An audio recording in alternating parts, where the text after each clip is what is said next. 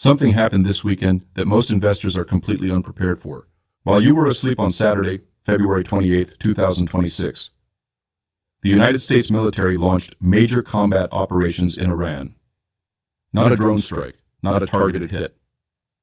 A declared named military operation, Operation Epic Fury, with the President of the United States on video announcing it to the world. The markets that never close responded immediately. And if you know how to read the signals, what happened next was the most important financial message of the last decade. My name is Marcus Caldwell. I'm an independent market analyst, and for the past several years, I've been tracking the structural fault lines building beneath gold, silver, and energy markets. What I'm showing you today is not speculation. Every data point I reference is publicly verifiable, and I'll tell you exactly where to find each one. What I can tell you is this. The price structure was already warning us before a single missile was fired. That's the part most financial media will never explain to you, and it's the most important part. Before I take you inside the overnight market data, if this kind of pre-headline financial intelligence matters to you, subscribe right now and hit the notification bell. This channel exists to give you the institutional level analysis that helps you understand markets before the headlines catch up. Your subscription supports completely independent research, with no courses, no paid signals, nothing to sell you. Now let's look at exactly what the markets told us overnight. When Western futures markets closed Friday, gold was at $5,278 per ounce. That same night, the PAXG gold-backed crypto token, which gives us real-time price discovery when traditional exchanges are dark, spiked to $5,600. That is a 6% premium above the Western close, and it brought gold within $50 of its all-time high. Then look at China. Shanghai spot gold quoted 1,226 yuan per gram. Convert that to dollars.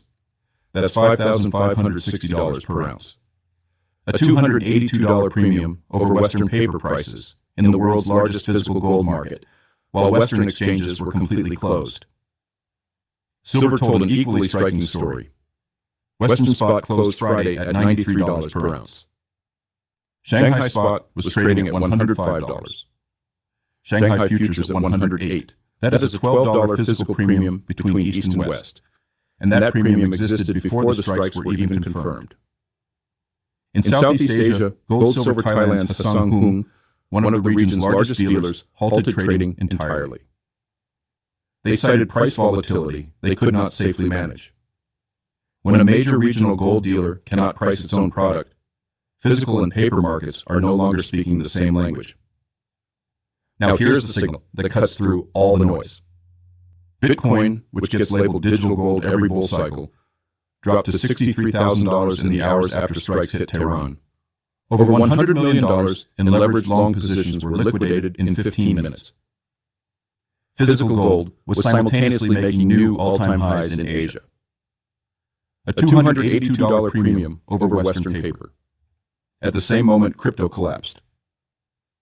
When the supposed digital safe haven sells off and the actual safe haven surges during a real war event, that is not a subtle market signal. That is the market screaming a verdict. Now let's talk about oil, because this is where the sequencing gets critical. Iran is a founding member of OPEC and sits at the heart of the Strait of Hormuz, through which approximately 20% of the world's daily oil supply passes. That's roughly 20 million barrels every single day, according to the U.S. Energy Information Administration. President Trump said explicitly he would annihilate Iran's navy. Several major oil companies have already suspended shipments through the strait. Yemen's Houthis announced they are resuming Red Sea attacks. UAE, Qatar, and Kuwait all shut their airspace to intercept Iranian missile fire. 5 separate countries engaged air defenses simultaneously. This is not a news cycle event. Analysts project a Strait of Hormuz disruption adds $4 to $8 per barrel immediately. Oil entered this weekend at $67 to $68. Add that structural premium, and you're looking at $72 to $76 before any further escalation. But here's the dynamic that changes the arithmetic entirely. If Hormuz disruption becomes sustained and shipping insurance becomes prohibitively expensive, oil stops being a war premium spike and becomes a structural inflation event. And every technology that would accelerate as an alternative to oil-based energy solar panels, electric vehicles, energy storage, require silver as a critical industrial input. The same conflict that threatens oil supply simultaneously drives demand for the exact commodity that was already in deficit. Now, I want to give you the counterargument because every honest analyst has to. Markets have seen this before. In June 2025, when Israel struck Iranian nuclear sites, equities sold off at the open, then recovered once it became clear the strait wasn't disrupted. That June pattern is the template institutional desks will use going into Monday's session. Gold and silver historically pull back after initial safe haven spikes once the acute phase passes. The $282 Shanghai premium, while extraordinary, can compress rapidly if Western futures open lower on coordinated institutional selling. That scenario is real, and you should hold it in mind. But here's what makes this moment structurally different from every prior geopolitical premium that subsequently compressed. The silver market was already at breaking point before any of this started. Silver is projected to remain in deficit for the sixth consecutive year in 2026. COMEX registered gold and silver inventory had already fallen 75%. The Shanghai physical premium was already at $12 before the strikes. Lease rates had been spiking for 6 consecutive sessions. Physical drain was already running at nearly 800,000 ounces per day for 14 consecutive sessions. The war didn't create this structural thesis. It added an accelerant on top of a fire that was already burning. 4 separate demand drivers have now activated simultaneously. War drives safe haven demand for physical metals. Dollar weaponization drives global diversification away from U.S.-denominated assets. Supply disruption risk drives industrial demand for the commodities that replace oil-dependent energy. And central bank accumulation drives monetary hedge demand at the institutional level. All 4 at the same time, on top of a market that was structurally tighter than at any point in a generation. Here's exactly what to monitor in the next 48 hours. Watch where COMEX silver and gold gap when futures open Sunday evening. The PAXG and Shanghai pricing are already giving you the directional preview. Watch whether that gap holds into the Monday session or whether coordinated institutional selling closes it within the first 2 hours.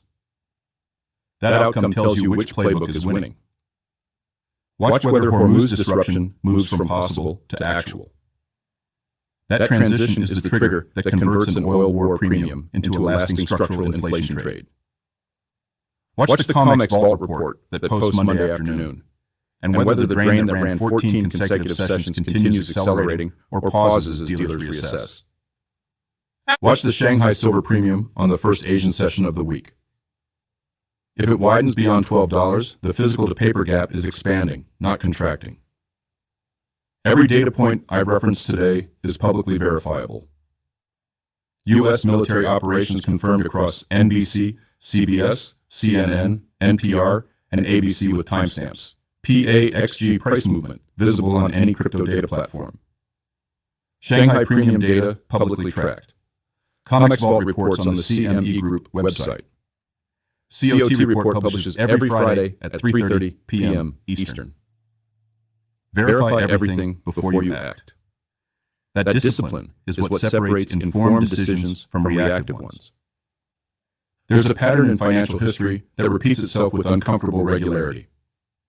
Structural problems build slowly, visibly, in plain sight, for months or years, while markets collectively agree to price as if they don't exist, until one event makes that pretense impossible to maintain. Gold and silver have been running that playbook for over a year. Persistent deficits, draining inventories, widening physical premiums. Paper markets pretending the physical reality doesn't matter. This weekend, a war started. Physical reality just became significantly harder to ignore. I want your honest read in the comments. Do you think this war event accelerates the physical-to-paper divergence to a point institutions can no longer manage? Or does the gap slam normalized playbook win again on Monday, as it has every time before? That is the real question for the next 48 hours, and I want to know where you stand.